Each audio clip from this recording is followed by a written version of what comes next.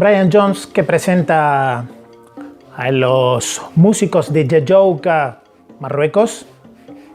Este disco póstumo que salió octubre, si mal no recuerdo, de 1971. Si no fue el primero, fue el segundo lanzamiento de Rolling Stones Records. Estamos hablando de casi 2 años y medio después que Brian Jones murió.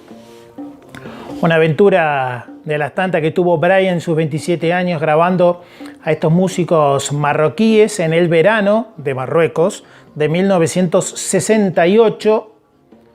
Un Brian Jones que trabajó y mucho en las pistas que allí se grabaron totalmente en directo.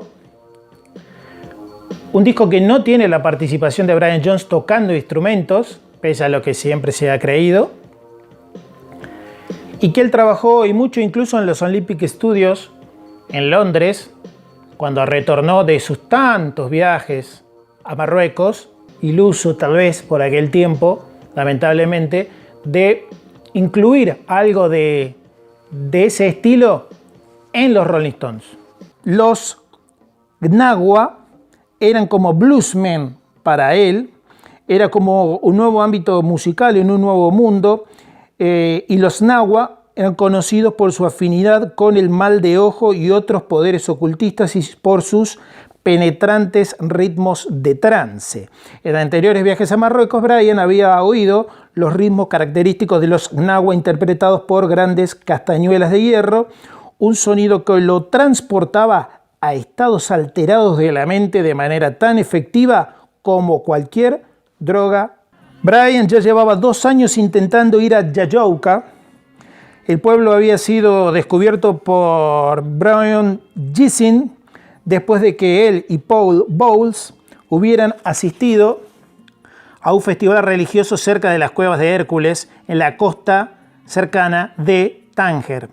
Allí Gysin oyó los agudos oboes de madera de los músicos de Jayouka por primera vez y le dijo a Bowles: esta es la música que quisiera oír cada día hasta que muera, poco exagerado.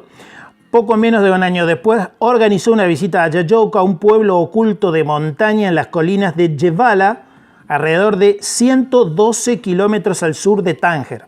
Partimos en mitad del caluroso verano marroquí en la ciudad de Larache. Nos encontramos con nuestro amigo Henry, cuya madre era del pueblo. Luego alquilamos un taxi y llegamos al pie de la montaña. El resto del camino tuvimos que hacerlo andando.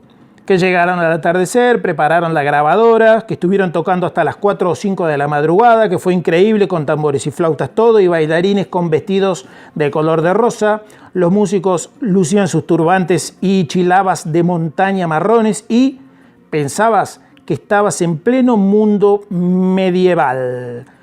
Jones, porque había muchos perros en el pueblo, se preocupó por eso, por sus ladridos, por si esos sonidos le iban a estropear las cintas, que debido a que los estaban grabando en vivo justamente a los músicos de Jayouka. Así que Henry reunió a los perros y se los llevó a alguna parte. Era la primera grabación seria que se hacía allí arriba en la montaña. Aparte de mi propio Urer pequeño y los músicos más viejos, no las tenían todas consigo. Pero los chavales más jóvenes de la tribu eran muy entusiastas, adoraban ponerse los auriculares para oír la grabación. Era la primera vez que se oían a ellos mismos y opinaban que Brian Jones era muy divertido y no muy de este mundo, con su pelo rubio y sus ropas hippies de piel. Esto era en 1968 y nunca antes habían visto a nadie así. Que se llamó Brian Jones Presents the Pipes of Pan at Jayouka. Era una versión con sonido espacial de las cintas marroquíes de Brian de 1968, editadas y mejoradas electrónicamente en un intento de fantasía orientalista post-psicodélica que todavía captaba la esencia del viaje en el tiempo de esa música del pueblo. El amplio público de los Stones se había mostrado indiferente frente a la búsqueda épida del desaparecido Brian en pos de la raíz cuadrada del blues, y muy pocos de los que adquirieron el disco comprendieron a los oscuros espíritus norteafricanos que conjuraba.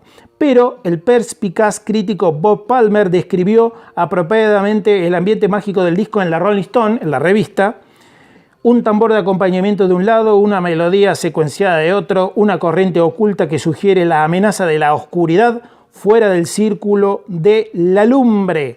El disco fue el saludo final de Brian Jones 2 años después de su muerte y más tarde fue considerado como el proyecto primigenio del movimiento de la música étnica, que integraba la música no occidental en la corriente principal de la cultura popular. Y en lo alto de la montaña de Jajouka, los músicos tribales pusieron una foto de Brian en la pared de su local de reunión y siguen cantando la canción de Brahim Jones.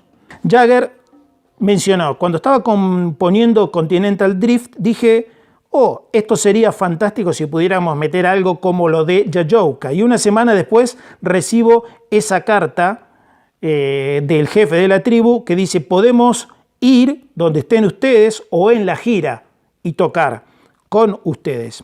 A mediados de junio del 89, Mick, Keith, Ronnie, Matt Clifford y un equipo técnico llegó a Tánger. Bashir Attar, el nuevo jefe de la tribu, trajo consigo una docena de músicos de las montañas y pasaron una semana grabando sus flautas y tambores en el patio de la mansión del siglo XIX de la Casbah conocida como Palais Ben Abu. Luciendo un caftán de seda, Mick dirigió a los de Jajouka mientras un equipo de la BBC filmaba las sesiones. ¿Dónde estará eso? Brian Jones, los Rolling Stones son tan grandes que hasta amigos te generan. Los Jajouka también.